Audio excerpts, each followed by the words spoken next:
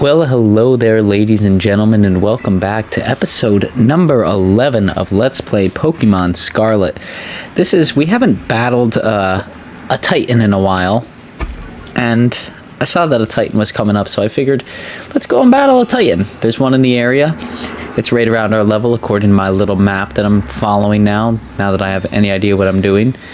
But on our way there, of course, we ran into a Torkoal. And I like Torkoal. I think Torkoal is a really cool Pokemon. Once again, man, there's so many good fire types in this game. I wish I didn't choose a fire type starter, honestly. I feel like the game really hyped up the fire type starter and then provided me with more fire types than I could possibly imagine. So it's like really bizarre.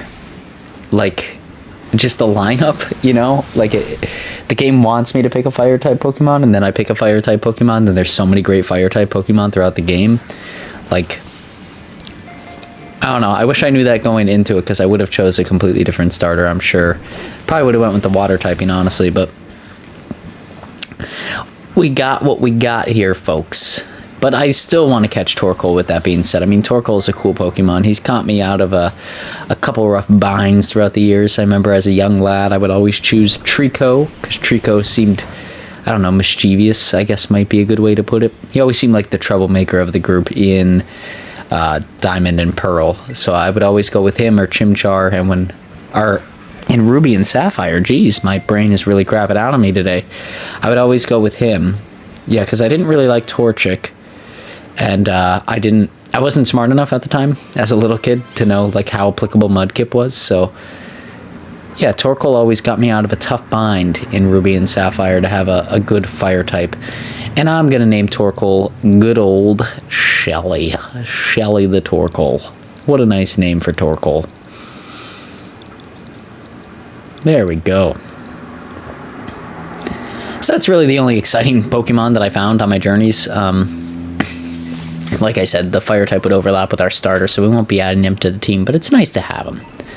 So now let's jump over here where we're actually going to go and find our Titan Pokemon. This one's pretty cool. Look at him.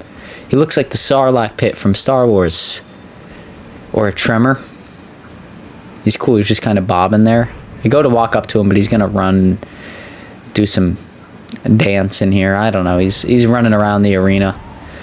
I know we're eventually going to have to battle him. I can't jump that high. So that's great.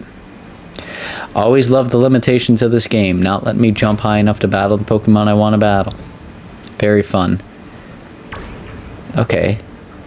We got some text that time, which probably means he's close. Maybe we'll get him this time.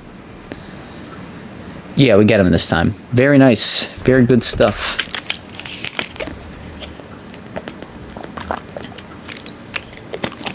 That's what he looks like. There's a big old worm. I like that they introduce like the new Pokemon like this.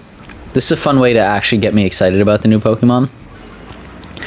But here we go. Let's battle Orthworm.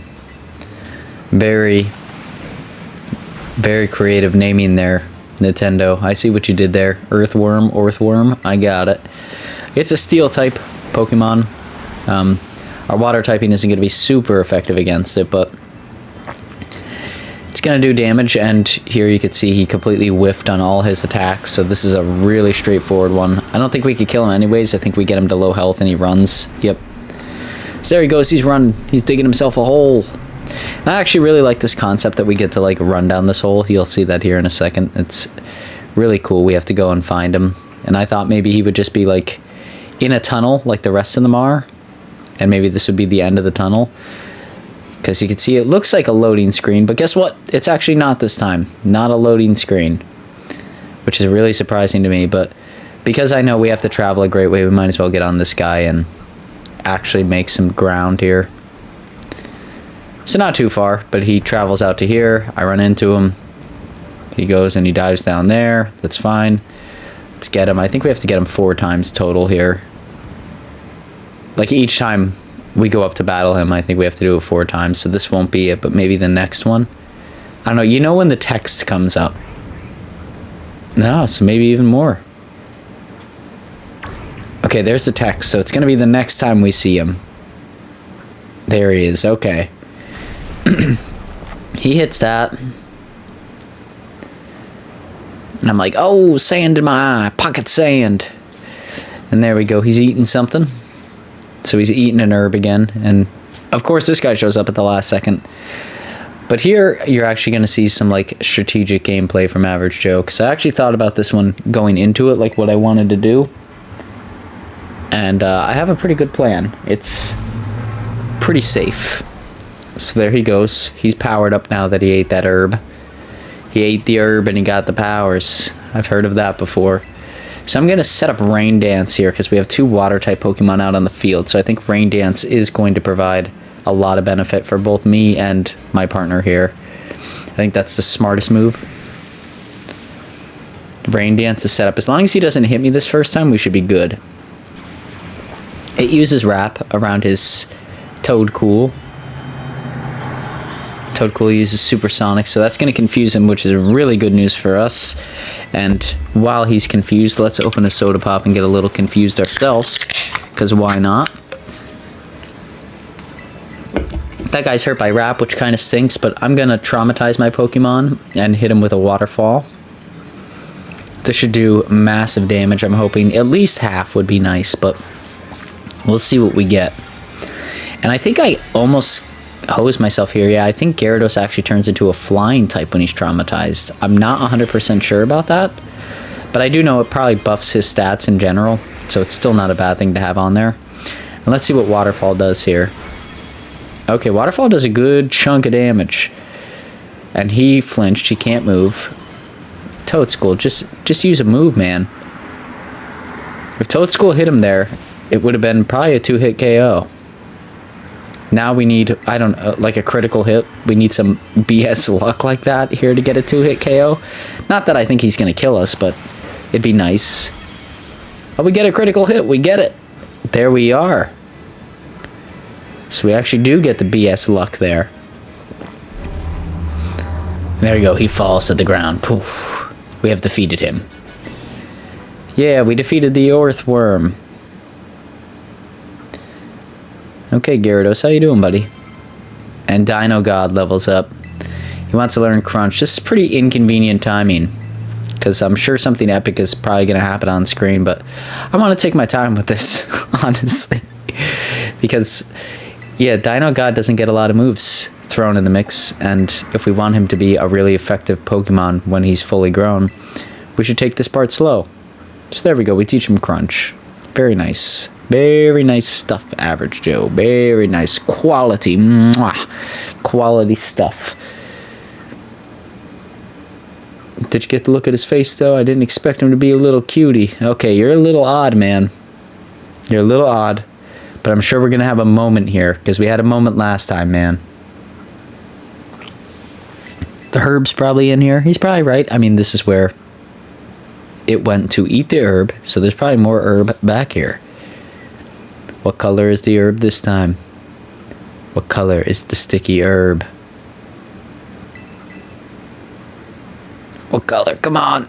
Come on, let me see it. Let me see it. Give it to me, buddy. Come on. Oh, it's a yellow herb. Okay, that's pretty snazzy. Pretty snazzy stuff going on there. Makes me wonder, like, the original cave we found our legendary Pokemon in, like, are we going to have to venture back there? It makes sense that we would. Maybe there's a legendary in there that we have to, like, go and get. I don't know. It makes sense and it would be cool, but we'll see if the game actually, like, plays on that, because that would be, like, a cool way to wrap up the game, I think. Like, take us back to the roots where we first found our Pokemon and make a big deal about it. I think that would be a lot of fun. We'll see what the game has in store for us. But there we go. He made our sandwiches. Thank you, sir. And it comes with a special Titan badge. Pokemon Leech doesn't recognize it, but he hopes I'll appreciate it. And I do appreciate it. I think we need it to beat the game. So yeah. I appreciate it, buddy. And then, of course, who can we depend on? Our guy and poor graphics from the Nintendo company. That's what we can depend on. Our guy comes out and he's like, figured this would happen. Don't worry, I made you some extras. So his heart is lightening up to the team. Yes, I want to give my sandwich to him. I want to share. Come on. Of course we want to share. He gets tremendous benefits. And here's his dog. Little doggo. I'm a doggo man. I like the dogs. So seeing this always... Oh, look him go. I really hope we get a resolution here on the dog. I hope the dog ends up being like one of the stronger Pokemon in the game. That would be really snazzy. I would really like that. Our Pokemon levels up, of course. So now we could jump higher. That's actually what I was just complaining about, so that is terrific. We could jump up really high. Perfect. That's actually going to be like a huge help. That has been not a problem, but a headache since I was able to jump with the Pokemon. Like it's going to be a big hurdle. So it helps those big old Pokemon just like it helps normal Pokemon. That's what he's going on about here. Reading out of his book. So that means the Titan lair isn't really some kind of treasure hoard or whatever. It's just a place where a Titan keeps its food. Pretty much, man. And he's done with the sandwich. Then he starts to get up and we get a roof. We get a roof out of him. Look at him.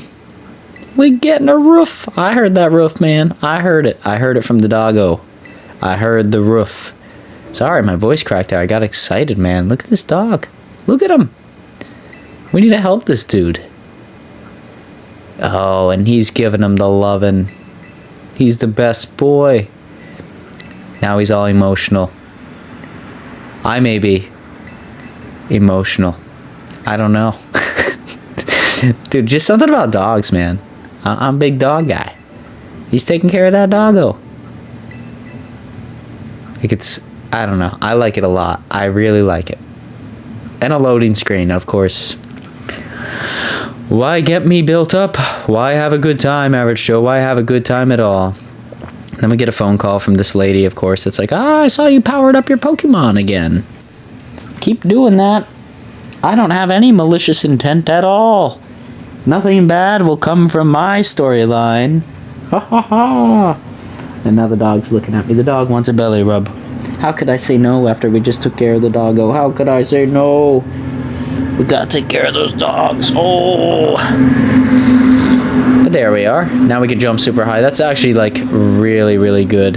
I really like that a lot. And we can still jump a little bit there. You can see I did the small jump too. We could still jump a little, and now we could jump pretty high, which is nice. I like jumping pretty high. I don't even know what I'm talking about. Yeah, I'm going to be out of town for like a month, so I'm filming a lot of these back to back. But I want to catch myself a Wormo. I want to catch him. So let's get ourselves a Wormy.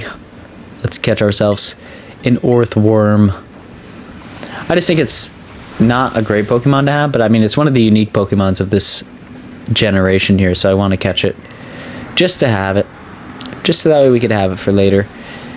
And this really goes to show, like, the exploration for me is actually, like, dipping up, because normally I wouldn't be catching Pokemon like this. Normally I would just say if they're not going to be on my team, to hell with it. But, yeah, it definitely has, like... You can tell the exploration's good when I'm going out and I'm just catching Pokemon that I find, regardless of them being good or not, just because I want to have them. So that's, I guess, a plus for the game. I very rarely applaud the game, so... Good win for you, game. I want to catch your new Pokemon to some degree.